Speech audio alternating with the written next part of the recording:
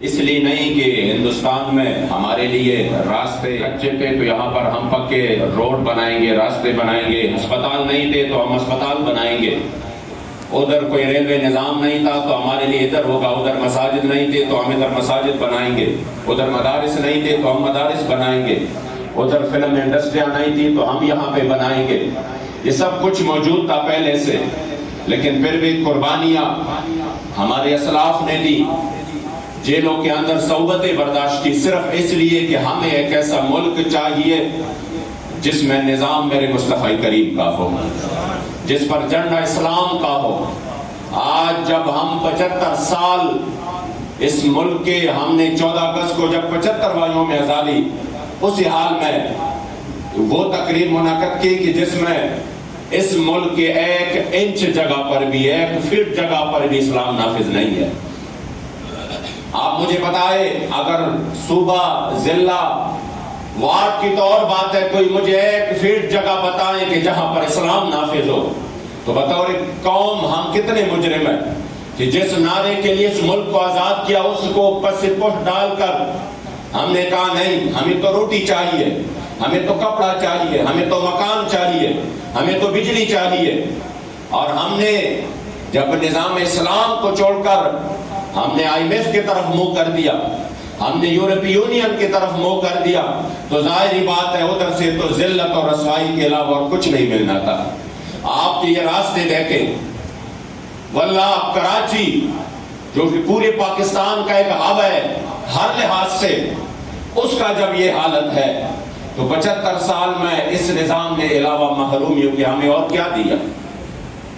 ہر جگہ پر ذلت اور رسوائی مقدر۔ اس لیے ضرورت اس بات کی ہے کہ ہم اس گندے نظاموں کو چھوڑ کر نظام مصطفیٰ کی طرف آ جائیں۔ ضرورت اس بات کی ہے کہ اور کے دروں کو چھوڑ کر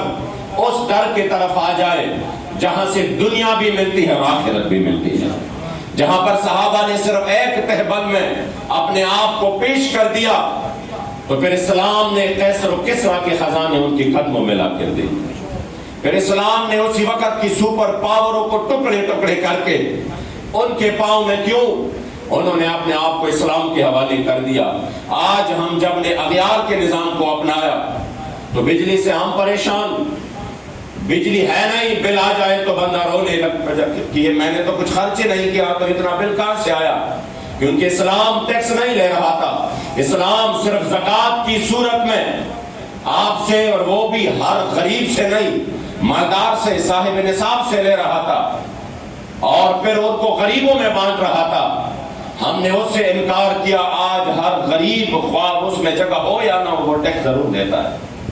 اس سے ٹیکس ضرور لیا جاتا ہے۔ اس لیے قبلہ امیر المجاہدین رحمت اللہ تعالی علیہ نے ہمیں نظام اسلام کی طرف ہمارا ذہن بنایا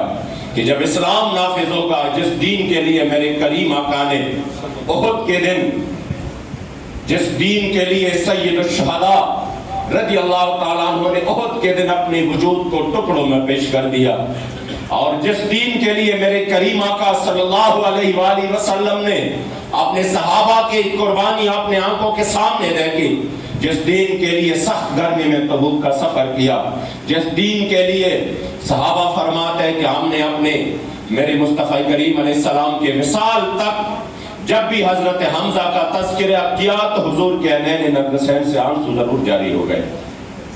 لیکن احد کے دن کریم آقا نے جب دیکھا تو آپ کا وجود مبارک ٹکڑے ٹکڑے کر کے آپ کی وجود کا مسئلہ ہو گیا تھا۔ میرے مصطفی کریم علیہ السلام نے فرمایا، حمزہ اگر مجھے یہ ڈر نہ ہوتا کہ میرے امت میتوں کو دفنانا چھوڑ دیں گے تو میں آپ کو کبھی دفن نہیں کر دیتا، تاکہ قیامت تک میرے غلام دیکھتے کہ اس نظام کے لیے،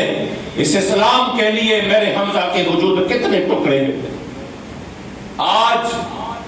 ہم دیکھیں جس دین کے لیے صحابہ یوں گھروں سے نکلے کہ پھر ان کو زندگی میں کبھی اپنے بچوں کو دیکھنا نصیب نہیں ہوا۔ یہ جو افغانستان میں خراسان تک، یہ جو ادھر ادھر آپ مختلف ممالک میں صحابہ کی مزارات دیکھ رہے ہیں، یہ وہ صحابہ تھے جو ایک مرتبہ اسلام کے جھنڈے کو لے کر نکلے، پھر انہوں نے زندگی میں اپنا گھر ان کو دیکھنا واپس نصیب نہیں ہوا۔ وہ صحابہ جو افریقہ کے صحراؤں و جنگلوں تک گئے، जो बहर काहिल तक गए हजरत उक़बा बिन नाफे, और अपने घोड़े के दोनों पांव उसी दरिया में उन्होंने डाल कर यूं ऊपर आपके आंखों में आंसू जारी होकर ऊपर देखा, या अल्लाह गवाह रहना, ये जमीन खत्म हो चुकी है, मेरे सामने पूरा अब दरिया है, एक समंदर है, अगर ये जमीन खत्म ना होती तो गवाह रहना कि मैंने आपके दीन का झंडा इस दुनिया के आखिरी कोने तक लेके जाना था। आज वो दिन गरीबुल वतन है, कोई बंदा तैयार नहीं है कि उनको अपने अदालती निज़ाम में कचहरी में जगह दे, कोई बंदा तैयार नहीं है कि उनको अपने तर्ज माशरत में जगह दे, कोई बंदा तैयार नहीं है कि उसको अपने मुल्क में नाफिज कर दे। एक ऐसे वक्त में तहरीक लब्बैक ने इस्लाम का झंडा लेकर मैदान अमल में है और रस्मन नहीं है। खुदा की कसम, अगर आपको एक सेकंड के लिए भी नजर आ जाए कि ये अपनी बात कर रहे हैं, ये अपनी आप को आगे लाने की बात कर रहे हैं, तो फिर आपका हक है कि हमारे ऊपर आप थूके, लेकिन अगर हम निज़ाम इस्लाम की बात कर रहे हैं, हुजूर की दीन की बात कर रहे हैं, और सिर्फ बात नहीं अमलन उसके लिए मैदान में है और उसके लिए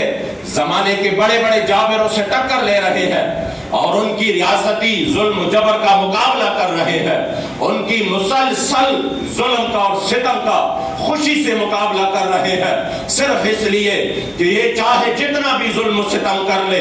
हम जिनका काम करते हैं अगर उनकी तरफ से एक निगाह नाज हो जाए तो इंशाअल्लाह दुनिया भी संवर जाए, आखिरत भी संवर जाए। अरे बाकी अरकान शुरा कोई पंजाब से, कोई कहां से, कोई कहां से, सिर्फ इसी खातिर आए हैं कि हम एक दर्द लेके आए हैं। क़िबला अमीरुल मुजाहिदीन रहमतुल्लाह ताला अलैह ने हमें जो निज़ाम इस्लाम का सबक दिया और हमने फिर उसकी आपकी आवाज़ पर लब्बैक कहा, गली गली और कूचे कूचे उसको, उस पैगाम को आम करने के लिए आज हम यहाँ पे है। और पाकिस्तान जो इस्लाम की बुनियाद पर बना और उसमें 75 साल से इस्लाम के आगे बंद बांधे हैं, कोई बंदा जिसके मंशूर में नहीं है, जिनके दस्तूर में नहीं है इस्लाम, हर बंदा कहता है नहीं मैंने आगे आकर ये काम करना है, वो काम करना है। मैंने कहा इस निज़ाम में ये हो नहीं सकता, वरना 75 साल में तो आपने इस कौम को रास्ता भी नहीं दिया, बिजली भी नहीं दी। आपने क्या दिया इस कौम को? इस वजह से कि आपने दर मुस्तफा छोड़ दिया। हम आए हैं आपको उस दर से वाबस्ता करने के लिए जहां हजरत सलमान फारिसी वाबस्ता हो गए तो 1 साल के अंदर अंदर जो उनके आका ने उनको आजाद कराने के लिए शर्त लगाई थी, उनको मुखातब किया था कि तुम 300 खजूर के दरख्त ले आएंगे, वो अपना खजूर ना दे तो तुम आजाद तुमने नहीं होना। वो दर मुस्तफा पे आ गए तो 1 साल के अंदर ने वो दरख्त ने खजूर भी दिए, वो आजाद भी हुए। किस अंदाज से उनका आका समझ रहा था कि मैंने उसको पूरी उम्र के लिए जकड़ लिया है, ये तो मुमकिन नहीं है। मैंने कहा दर मुस्तफा से क्या मुमकिन नहीं है? तो आया न डरते क्यों बदनसीबा, हजारा रंगा विच रंगे दे मोहम्मद। जब हुजूर की इज्जत आबरू का सौदा करोगे तो फिर ये हाल रहेगा जो इस वक्त इस मुल्क का है। अगर हुजूर की दर पर आ जाते, मेरे मुस्तफा के इज्जत आबरू के लिए मैदान में आ जाते, खुदा की कसम पाकिस्तान को अल्लाह दुनिया की सरदारी नसीब करता। इसलिए तहरीक लब्बैक इस निज़ाम को तब्दील करने के लिए मैदान में है। और मैं बतौर एक जिम्मेदार आज आपसे यहाँ पर जो मैं मुखातिब हूँ, सिर्फ एक बात करके मैं इजाज़त चाहूँगा, वक्त ख़त्म है, और वो ये कि हमने अगर इस मैदान में कदम रखा है, खुदा की कसम हमें जो लग रहा है पाकिस्तान में सबसे मुश्किल मैदान यही है, सबसे मुश्किल काम यही है कि हम किसी से जाकर कहें कि हम आप हमें वोट दें, फिर उनकी हम बातें सुने, फिर उनकी हम मुख्तलिफ तज्ज़िये सुने, फिर उनकी हम मुख्तलिफ तंज़ सुने। इसके बावजूद अगर हम इस मैदान में आ चुके हैं, वल्लाह हमें ज़रूरत नहीं है। लोग शायद सियासत इस वजह से करें कि उनको इज्जत मिले, उनके आगे पीछे लोग हो। खुदा की कसम मेरे मुस्तफ़ा करीम अलैहिस्सलातु वस्सलाम के नालैन पाक के सदके लब्बैक क्यों अल्लाह करीम जल्ला जलालुहू ने पहले से 1000 गुना इज्जत हुजूर के नालैन पाक की खातिर दी है। वल्लाह ज़रूरत नहीं है उस चीज़ की। अगर हम इस मैदान में आए हैं तो सिर्फ इसलिए कि वो जो 300 बंदे आगे बैठकर पूरे पाकिस्तान की मुस्तकबिल का फैसला करते हैं, وہ جا کر جو بھی نظام نافذ کرانا چاہتے ہیں وہ نافذ کرتے ہیں. باقی 23-24 کروڑ فارغ پہ اس طرح بیٹھے ہوتے ہیں. اس میں سے 2 کروڑ بھی نکلے, ان کی نکلنے کا وہ ویلیو نہیں ہے جو ادھر 300 بندوں کا ہے کہ وہ قانون بناتے ہیں. تو ہم کہتے ہیں ہم ادھر ان بندوں کو بٹھائے جو میرے مصطفی کریم علیہ السلام کے دین کے نفاذ کے لیے کوشش کرے. اور جب حضور کا دین تخت پہ آئے گا پھر خدا کی قسم یہ محرومیاں نہیں ہوں گی. پھر اس ملک کا وزیر اعظم 300 کنال گھر میں اور غریب کے 10% لوگ فٹ پاتھوں پر نہیں سوئیں گے. پھر یہ آپس میں پنجاب اور اسلام آباد کی لڑائیاں اور آگے جا کر بلوچستان ڈوب رہا ہے. رات کو ہمارے امیر بلوچستان کو ویڈیو موصول ہو گئی, نہیں تازہ ویڈیو, خدا کی قسم بندہ دیکھ کر خون کی آنسر ہوتا ہے کہ یہ کس طرح کے لوگ ہیں جن کو صرف 3 کروڑ کی آبادی میں, اتنے بڑے صوبے میں, مالا مال صوبے میں, ان بچوں کو اور ان اپنی قوم کے نوجوانوں کو وہ اتنے انہوں نے بے یار و مددگار چھوڑے ہیں کہ اپنے جھگڑوں میں مصروف ہے. اور آگے جا کر پتہ نہیں ان بیچاروں کی کھانے کا کیا ہوگا, پینے کا کیا ہوگا, کوئی حال احوال نہیں. اسلام آ جاتا ہے تو یہ ایسا نظام ہے کہ یہ پھر اپنے وقت کی بادشاہ کے کندھے پر آٹا رکھ کر غریب کے گھر پہنچا دیتا ہے. اسلام وہ نظام ہے کہ جب اس کا بادشاہ امیر المؤمنین سیدنا عمر فاروق آ کے خطبہ دیتے ہیں اور فرماتے اسمعوا رحمکم اللہ, تو صحرا سے آیا ہوئے ایک بندہ اٹھتا ہے, فرماتے لا واللہ لا نسمع ولا نطیع. آپ فرماتے کیوں؟ آپ فرماتے یہ جو آپ کے جسم پر چادر ہے, تو جو غنیمت کی چادریں تھی وہ ایک ایک تقسیم ہو گئی ہے, آپ کے جسم پر دوسری چادر کہاں سے آیا؟ پہلے اس چادر کا حساب دو. وہ آگے سے یہ نہیں کہتا میں بادشاہ ہوں, میں امیر المومنین ہوں, تم کون ہوتے ہو؟ یہاں ہم ایسے جو سے نہیں پوچھ سکتے, کسی بندے سے نہیں. وہ آگے جا کر کہتے اس کا جواب میرا بیٹا عبداللہ دے گا. عبداللہ ابن عمر رضی اللہ تعالیٰ عنہما فرماتے ہیں کہ ہاں چادر ایک ایک تقسیم ہوئی ہے, میرے باپ کو میرے والد کو ضرورت تھی, میں نے اپنی چادر اپنے والد محترم کو دی. اس کے بعد فرماتے الان نسمع و نطیع, اب میں سنوں گا. یہ ہے اسلامی نظام کہ جس میں ہر ظالم کا گریبان پکڑا جاتا ہے, جس میں ہر مظلوم کی فریاد سنی جاتی ہے. اس میں یہ نہ ہو کہ ایک مظلوم باپ جس کی بیٹی کے ساتھ چھوٹی بچی کے ساتھ ریپ ہوا ہو اور اس کی فریاد سننے کے لیے بھی کوئی تیار نہ ہو, اس کے آگے مائک بند کر دے. یہ اسلام میں نہیں ہوگا. اسلام پھر ہر ظالم کا گریبان پکڑے گا, اسلام پھر ہر کسی سے حساب لے گا, اور اسلام پھر ہر مظلوم کی فریاد سنے گا. تو ہم آپ کو صرف اسی وجہ سے یہ درد دل اور یہ پیغام لے کے آئے ہیں کہ آپ نے, کیونکہ عادت کریمہ ہے, میں اس پر بات ختم کروں گا. رب العزت فرماتے ہیں, یا اللہ کریم جل جلالہ کی عادت کریمہ ہے, ان اللہ لا یغیر ما بقوم حتی یغیروا ما بانفسہم. اللہ کریم تب تک اس قوم کی حالت نہیں بدلتا جب تک وہ خود اپنے طور پہ اپنے حالت بدلنے کا فیصلہ نہ کرے. اب ہمارے ہاتھوں میں ہے. ہم اس وقت تو ظالموں کا ساتھ دیتے ہیں, پھر اس کے بعد ساری رات جب بجلی نہیں ہوتی تو ان کو گالیاں دیتے ہیں. ابھی ظالموں کا ساتھ دیتے ہیں, پھر جب ہمارے ہاں جو ہے نا بدامنی ہو جاتی ہے تو ہم پھر ان کو اپنے حکمرانوں کو گالیاں دیتے ہیں. تو اس ظلم میں تو آپ نے بھرپور ساتھ دیا ہے. میرے مصطفی کریم علیہ السلام کا ارشاد پاک ہے, من کثر سواد قوم فهو منهم, جس نے کسی جماعت کی تکفیر کی اور اس کو مضبوط کیا تو وہ انہی میں سے شمار ہوگا. تو آپ نے خود اپنے لیے یہ جماعت کا انتخاب کیا ہے,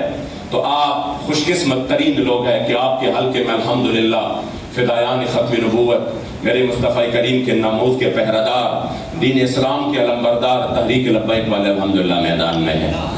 اور 21 تاریخ کو جب آپ جائیں گے پولنگ سٹیشن پر تو کم از کم اتنا اس ضمیر کے ساتھ, اس دل کے ساتھ, اتنا آپ نے 5 منٹ کے لیے ضرور سوچنا ہے کہ میں نے کس کا ساتھ دینا ہے. جنہوں نے 75 سال سے مظلوموں کا اور غریبوں کا خون چوسا, جس نے نظام مصطفیٰ کا راستہ روکا, جنہوں نے جا کے مورتیوں پہ دودھ ڈالے, جنہوں نے جا کر اسلام کے خلاف بل پیش کیے, جنہوں نے ہمیشہ سے اسلامی نظام کی مخالفت کی, جنہوں نے ختم نبوت کے ڈاکوؤں کا ساتھ دیا, یا میں نے ان کا ساتھ دینا ہے جنہوں نے بے سر و سامانی کی حالت میں حضور کی عزت ابرو پر پہرا دیا, جنہوں نے بے سر و سامانی کی حالت میں ریاستی ظلم و جبر کا سامنا کرتے ہوئے, ریاستی ظلم کا سامنا کرتے ہوئے بھی اپنے آپ کو اسلام کے لیے پیش کیا. تو مجھے یقین ہے انشاءاللہ آپ کے لیے فیصلہ آسان ہو جائے گا. اللہ کریم جل جلالہ سے دعا ہے کہ کس تاریخ کو یہاں پر بھی لبیک و سرخروئی نصیب فرمائے، اور انشاءاللہ پورے پاکستان میں جہاں پر بھی نظام اسلام کی اتنی توانا آواز اٹھ رہی ہے، اللہ کریم جل جلالہ ہر جگہ سے تحریک لبیک کی مدد فرمائے، تاجدار